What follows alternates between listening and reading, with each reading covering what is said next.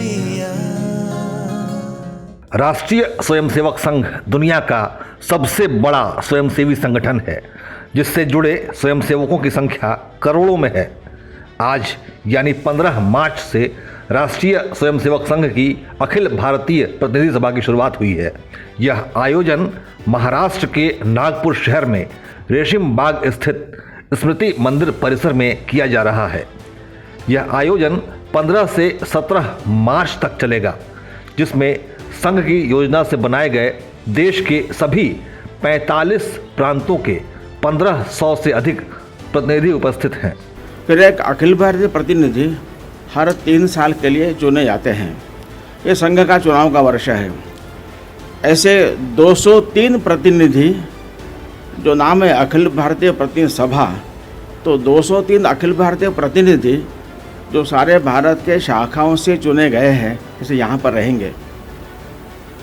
एक संघ की रचना में प्रांत संघचालक, प्रांत कार्यवाह, प्रांत प्रचारक, उनके सहायक ऐसी रचना है, जिनको अखिल भारतीय कार्यकारी मंडल कहते हैं।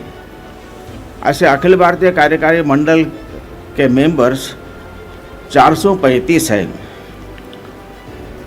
फिर प्रत्येक ऐसे 45 प्रांत संघ दृष्टि से है। प्रत्येक प्रांत के शारीरिक, बौद्धिक, व्यवस्था, सेवा, संपर्क, प्रचार, प्रचारक ऐसे जो कार्य विभाग है, उनके प्रमुख भी सारे देश यहाँ पर आते हैं। इनकी संख्या करीब 300 है। संघ के स्वयंसेवक समाज जीवन के विविध क्षेत्रों में जो राष्ट्र जागरण का कार्य करते हैं, ऐसे 35 से अधिक संगठन काम करते हैं। तो ऐसे संगठनों के भी कुछ करीब 300 कार्यकर्ता यहाँ अपेक्षित है। ऐसे कुल 1500 की संख्या होती है। वो सारे में राष्ट्रीय स्वयंसेवक संघ का कार्य लगातार बढ़ रहा है। संघ की शाखाएं लगातार बढ़ती जा रही हैं, जिसमें युवाओं की भागीदारी भी आगे हो रही है, जो कि देश के भविष्य के लिए एक अच्छा संकेत है। दैनिक चलने वाली शाखाएं अभी 73,117 इतनी है। 73,177। इन शाखाओं में करीब 60% शाखाएं छात्रों की, विद्यार्थियों की है, और कमाने वाले व्यवसायी स्वयंसेवक की शाखा करीब 40% है। 40 साल से आयु के जो प्रौढ़ स्वयंसेवक है, ऐसे प्रौढ़ों की शाखाएं 11% है। यानी यूथ संघ कार्य में काफ़ी सक्रिय है। ये इस पर से ध्यान में आता है। शाखाओं की संख्या में भी लास्ट ईयर से करीब 4,466 शाखाएं बढ़ी है। राष्ट्रीय स्वयंसेवक संघ के विरोधियों का सबसे बड़ा आरोप रहता है कि संघ में महिलाओं को महत्व नहीं दिया जाता है, लेकिन इस बार की प्रतिनिधि सभा में इस बात का विशेष ध्यान रखा गया है कि महिलाओं को भी संघ कार्यों में शामिल किया जाए। संघ के स्वयंसेवक विविध क्षेत्रों में जो काम करते, वहाँ पर जो महिलाएं हैं, इनका एक महिला समन्वय नाम से काम चलता है। सब एकत्र मिले, महिलाओं का सहभाग बढ़े, उनमें राष्ट्रीय जागृति बढ़े। इस महिला समन्वय की ओर से राष्ट्रीय सेविका समिति की सहायता से संघ की शताब्दी अभी आने वाली है। उस निमित्त विभागशाह महिला सम्मेलन का आयोजन हुआ। अब तक करीब 44 प्रांतों में 460 सम्मेलन हुए हैं। इसमें करीब 5,61,000 महिलाएं इसमें उपस्थित थी।